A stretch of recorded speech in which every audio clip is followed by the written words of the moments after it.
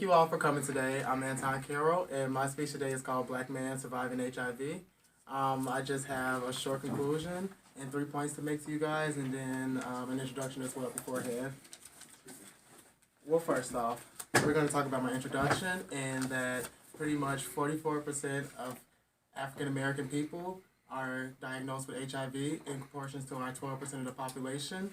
Now, I use those numbers 44 and 12 to kind of describe the real crisis behind this. And like those 44%, I am, of course, diagnosed positive with HIV.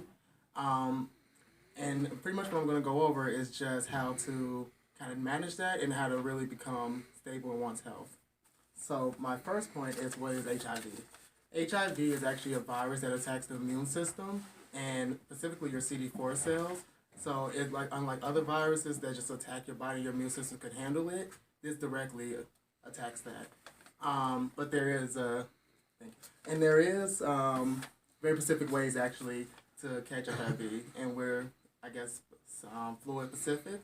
So certain fluids include breast milk from like feeding a baby or anything like that, sperm, and the vaginal fluids as well during intercourse or anything oral or penetrative. And then also blood, of course, which most people are used to, like the blood factor.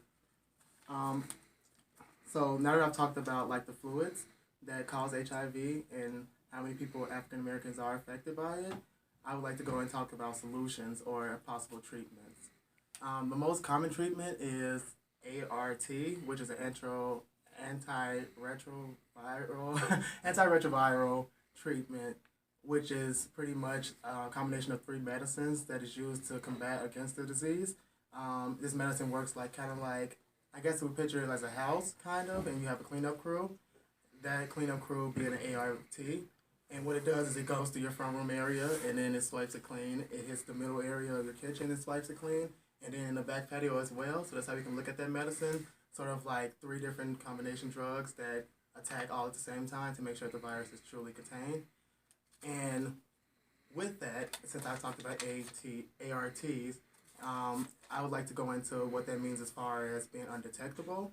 And the New York Center of Disease Control put out in 2016 that if people are taking their medicine as properly prescribed and undetectable for 6 months, it means untransmittable.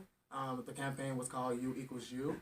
So undetectable, 6 months equals untransmittable, and that's even including condomless sex. So a lot of people aren't aware of that, or even aware of the fact that if you do strive to maintain an undetectable status, you can get a reward from it. And in my conclusion, I would just like to state that, of course, it's not just African American people or anybody in particular. We all know that HIV is a fair game type of person or a type of disease. So I just want to go over like self-respect, as all people should have, and just being able to respect themselves, their eternal body. And I did have a speech from Frances Cress Welsing, but yeah. But basically, like, she talks about how Black people have not really known self-respect, or they've never known, like, standing up or doing things like that, but they're going to have to. And I agree with her sentiments exactly, because once all people have a common understanding of things they can't do and actually rise up to the occasion, then maybe we're able to fight such things as HIV. I want to thank you all for listening to my speech. And